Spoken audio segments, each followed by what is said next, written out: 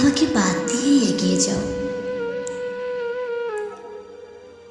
তুমি চাইলে অন্য জীবন বেছে নাও, যেখানে আমার কোনো উপস্থিতি নেই,